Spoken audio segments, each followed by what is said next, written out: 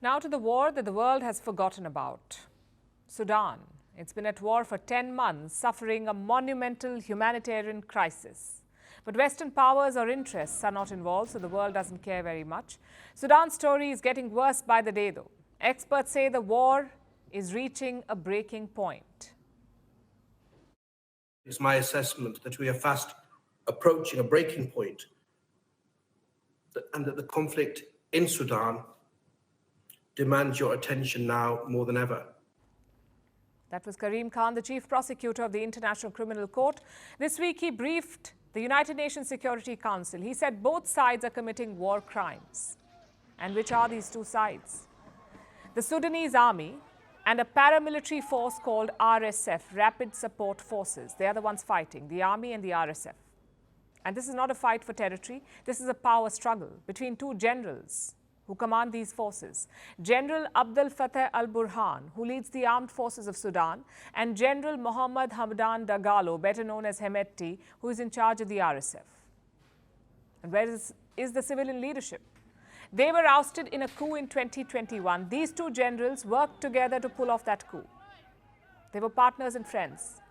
They promised to bring back the civilian regime, but when the time came for this transition, the generals went to war. They refused to make concessions or to let go of their power. So the fighting began in April last year. 10 months on, they're nowhere near finding common ground. At least 12,000 people have died. Nearly 8 million have been displaced. Over 1.5 million people have left the Sudan. They've fled to neighboring countries like Chad, Ethiopia, and South Sudan. There is a famine in the country.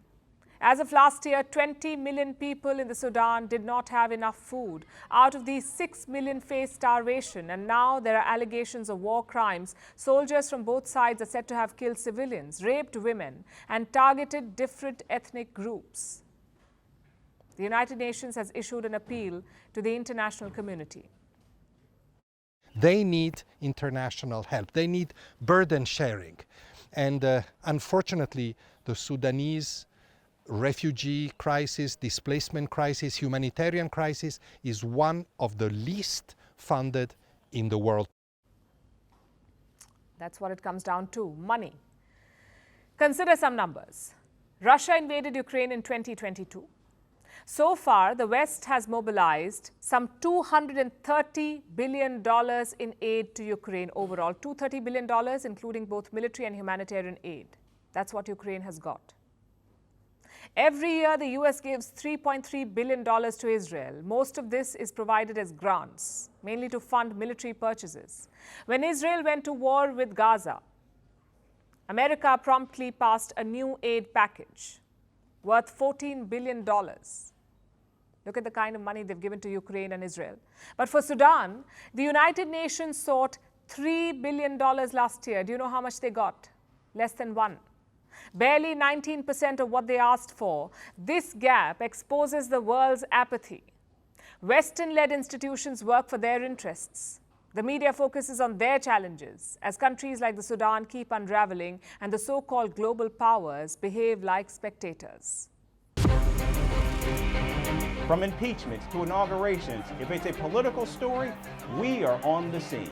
The race for the White House is heating up. We're beating Biden. How dare he say that? If it's breaking news, we're live with the latest coverage. From the White House, the State Department, and Capitol Hill, we know the issues, but above all, we know the players to bring you the latest in-depth analysis on all the key stories that we're covering. I'm Eric Ham. Join me from Washington here on Firstpost America.